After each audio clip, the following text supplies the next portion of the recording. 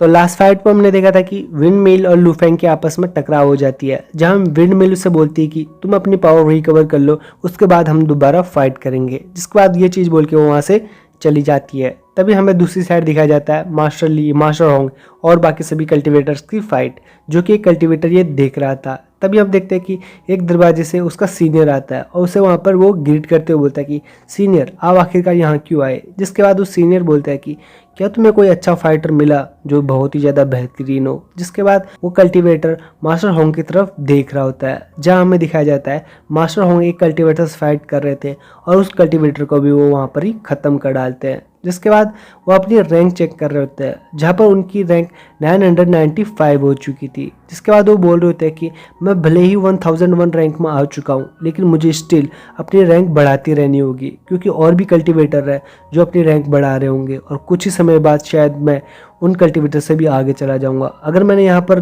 ढील दे दी तो वो कल्टिवेटर मुझसे आगे चले जाएंगे। ये चीज़ बोल के वो उसी पोर्टल के पास जा रहे होते हैं ताकि वो दूसरी जगह टेलीपोर्ट हो सके। और वो बोल रहे होते हैं कि मैंने इस एरिया को यहाँ पर क्लियर कर लिया है और मुझे दूसरे एरिया पर जाके और कल्टिवेटर से लड़ना होगा। जिसके बाद हम देखते हैं कि जैसे उस टेलीपोर्टेशन के पास वो आता है, तभी एक कल्टिवेटर आता है और मास्टर होंग पर वहाँ पर अपनी स्वॉर्ड से अटैक कर देता है, जहाँ पर वो मास्टर होंग को ऑलमोस्ट खत्म कर देने वाला होता है। तभी हम देखते हैं कि मास्टर होंग ने अपना डोमेन वहाँ पर बना लिया था, जिसके कारण उस कल्टिवेटर की स्पीड बहुत ही ज़्यादा स्लो हो जाती है और मास्टर होंग उससे बच जाते हैं। तभी हमें दिखाई जाती है 9 स्टार प्रिंसेस, जो कि बोल रहे होते हैं कि मास्टर होंग लू फेंग के ही साथी है और इनके पास तो खुद का एक डोमेन भी है और ये तो टॉप 1001 रैंकिंग में भी आ चुके हैं।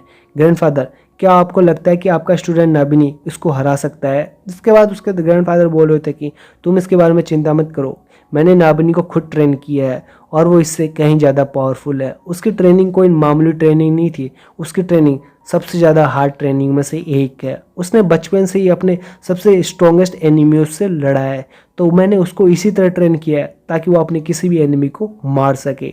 तो तुम इसके बारे में चिंता मत करो, और वो इस जनरेशन का हमारा सबसे पावरफुल कल्टिवेटर भी है, तो तुम ये चीज़ मत भूलो, मुझे उस पर पूरा विश्वास है। जिसके बाद हमें दिखाया जाता है उन दोनों की फाइट, जहाँ पर मास्टर होंग और नाबिनी की फाइट हो रही थी उसी डोमेन के अंदर, जहाँ पर नाबिनी अपनी स्वॉर्ड से मास्टर होंग पर कहीं ना कहीं थोड़ा भारी पड़ रहा था।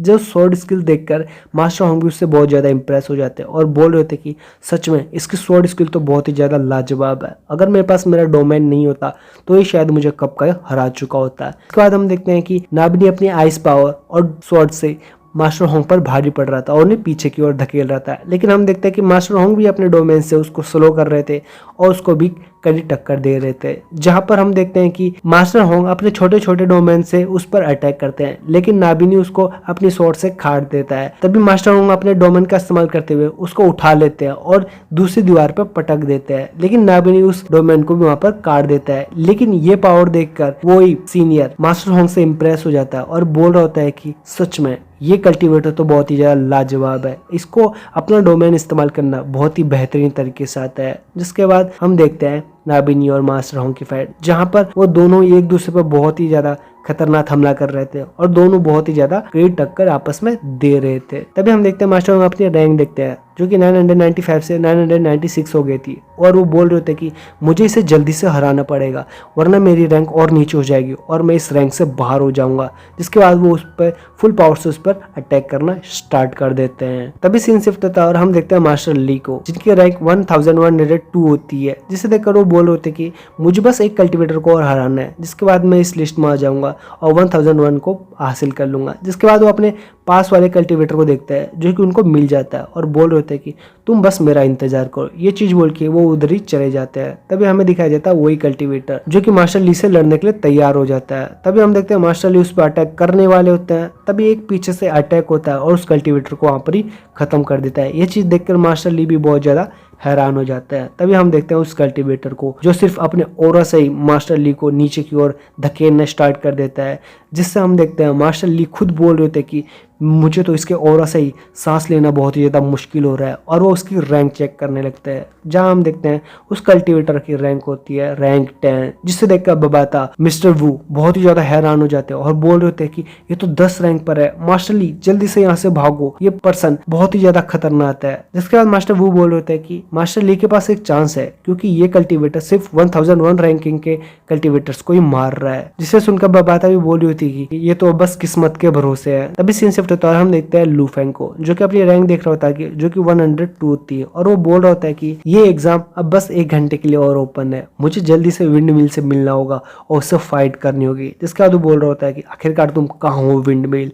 तभी हम देखते हैं उस कल्टीवेटर को, जो कि मास्टर होंग की रैंक देख रहे होते हैं, जो कि अब 1001 पर आ चुके थे, जिसे देखकर वो बहुत ही ज्यादा खुश हो रहा था और वो उस पर अटैक करने के लिए सोच रहा होता है। तभी हमें दूसरी साइड दिखाई जाती है विंडव्हील, जो कि उसको चारों तरफ से कुछ कल्टीवेटर घेर लेते हैं और उसे बोल रहे थे कि विंडव्हील, तुमने हमारे यहाँ पर बहुत सारे डिसाइपल्स को मार दिया है, अब तुम हमारे हाथों से मारी जाओगे। जिसके बाद विंडव्हील बोल रहे थे कि मुझे माफ करना, मैंने यहाँ पर इतने ज्यादा कल्टीवेटर्स को मार दिया कि मुझे यही नहीं पता कि तुम्हारे वाले कौन से थे, और ये चीज बोल के वो वहां पर हंसने लगती है। तभी हम देखते हैं मास्टर ली को, अब वो उससे फाइट करने के लिए तैयार हो जाते हैं और अपना वेपन निकाल के उससे लड़ने के लिए रेडी हो जाते हैं। जिसे देखकर बबाता और मास्टर वू भी उसे मना करते हैं और बोलते हैं कि ये गलती मत करो। तभी हमें दिखाई जाती है दूसरी साइड, जहां विंडमिल ने एक ही बार में उन सभी कल्टीवेटर्स को खत्म कर दिया था। तभी हमें दूसरी साइड दिखाई जाता है मिस्टर वू, जो कि बोल रहे थे कि बबाता, और हम देखते हैं बबाता तो वहां पर उस कल्टीवेटर की इन्फॉर्मेशन देख रही होती है और देख रही होती है कि उसकी विन रेशो कितना है, और हम देखते हैं कि उसका विन रेशो